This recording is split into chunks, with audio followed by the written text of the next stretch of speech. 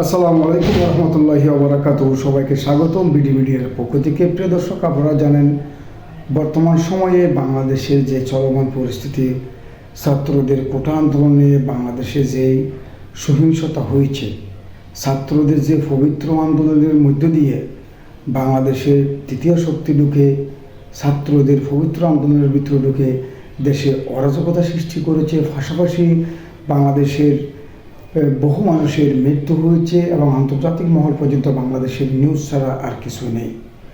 তো প্রশ্ন হচ্ছে, বাংলাদেশের রাজনীতিকে যে কোনো আন্দোলনে মানুষ মারা গেলে সেই আন্দোলন সফল। আসলে একটা জিনিস মাথায় রাখতে হবে, বাংলাদেশের এই আন্দোলনে আজকে আমাদের একজন ভাইয়ের মৃত্যু দেখে সমগ্র বাংলাদেশ কেঁপে উঠল। তিনি হচ্ছেন আবু সাঈদ। তিনি একজন স্টুডেন্ট এবং তিনি যেভাবে গুলি খেয়েছেন সমগ্র বাংলাদেশের মানুষ তার জন্য চিন্তা করেছে এবং পাশাপাশি প্রশাসনও অনেকে মারা গিয়েছে। আমার প্রশ্ন হচ্ছে, যে মরুক না কেন আন্দোলনের মাধ্যমে, সবাই তো বাংলাদেশের নাগরিক এবং বাংলাদেশের কৃতি সন্তান।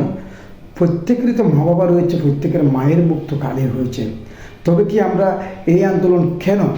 আজকে ছাত্রদের যে আন্দোলনে সুন্দর একটি পরিবেশ আন্দোলন করেছে, সরকার এর আগে মেনে নেয় নাই, পরবর্তীতে সরকার সেটি মেনে নিয়েছেন বা প্রধানমন্ত্রী একটি বক্তব্য সবাই সেটার আলোচনা সমালোচনা করেছেন।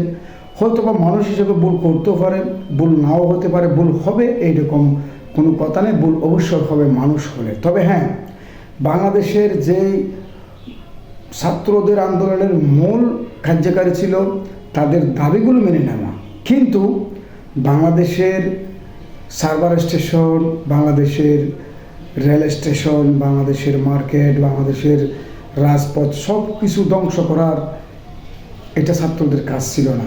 তাদের ভিতরে ঢুকে যারা এই কাজ করেছে, নাশকতা করেছে, অবশ্য আমরা নিন্দে জানাই। পাশাপাশি আবু সাঈদ, যারা ছাত্ররা মারা গেছে, সাধারণ মানুষ মারা গেছে, প্রশাসন মারা গেছে, আমরা তাদের রুহের মাগফিরাত কামনা করি। পাশাপাশি আজকে একটা বিষয় আপনাদেরকে সুস্পষ্ট করতে চায়, বাংলাদেশের এই কোনগুলি, এই আন্দোলনগুলি কেন হয়েছে। এটাকে শুধু আমরা মিডিয়াতে দেখতেছি আওয়ামী লীগ এবং বিএনপি, জামাত, আওয়ামী লীগ, ছাত্র সংসদ, এই চারটা গ্রুপের ভিতরে এই সংঘাতটি অবশ্যই সুস্পষ্ট হয়েছে। তবে এই আন্দোলন ছাত্রদের পবিত্র আন্দোলন, তবে এই আন্দোলনের মধ্য দিয়ে তৃতীয় শক্তি ঢুকে সরকার পতনের আন্দোলন শুরু হয়েছিল, যার জন্য বাংলাদেশে এত অরাজকতা সৃষ্টি হয়েছে। আজকে বাংলাদেশের সম্পদ পুড়েছেন, সেই টাকাগুলি কি আপনারা দিবেন? সেই টাকা তো জনগণ থেকে নেবে, সরকার ট্যাক্সের মাধ্যমে যে কোনো রাস্তা দিয়ে নেবে। আজকে দেশের সম্পদ যারা নষ্ট করে তারা জাতির শত্রু, তারা দেশের শত্রু। আজকে বিএনপি জামাতকে যেভাবে দায়ী করা হচ্ছে, শুধু বিএনপি জামাতকে দায়ী করলে তো হবে না, যারা আওয়ামী লীগের কোনো নেতাকর্মীকে এর সাথে জড়িত নেই, আমার এই প্রশ্নটি আপনাদের কাছে রেখে দিলাম। যারা নির্বাচনে নমিনেশন পায় নাই, যারা আওয়ামী লীগের ক্ষমতায় থাকা গেলা যারা নমিনেশন পায় নাই বা পদবি পায় নাই, তারাও এই সহিংসতার সাথে জড়িত থাকতে পারে। এবং বাংলাদেশ সরকার বর্তমানে যে অভিযানে নেমেছে, বাংলাদেশে যে মতি, বেনজির, এদের মতো যারা প্রফেশনাল দুর্নীতিবাজ, তাদেরকে যখন ধরা শুরু করলো, সেক্ষেত্রে তাদেরও যোগসাযোগ কি নেই? অবশ্যই এই মতি, বেনজিরের মতো মানুষের যোগসাযোগ এই সন্ত্রাসী কর্মকাণ্ডের সাথে জড়িত রয়েছে। আজকে ছাত্রদের আন্দোলনে 10 দিন পর্যন্ত সরকার কিছু করে নাই, পরবর্তীতে তৃতীয় শক্তি ঢুকে যখন অরাজকতা সৃষ্টি করলো, তখনই বাংলাদেশে একটি আগুন জ্বলে উঠল, সরকার হটানোর একটি আন্দোলনে নেমেছে। অবশ্য আমি মনে করি যারা পুরুষ তারা আন্দোলনের মাধ্যমে সরকারকে ঠেকাতে হবে, কিন্তু জনগণের জীবন নষ্ট করে, দেশের সম্পদ নষ্ট করে কখনো ক্ষমতায় আসা যায় না।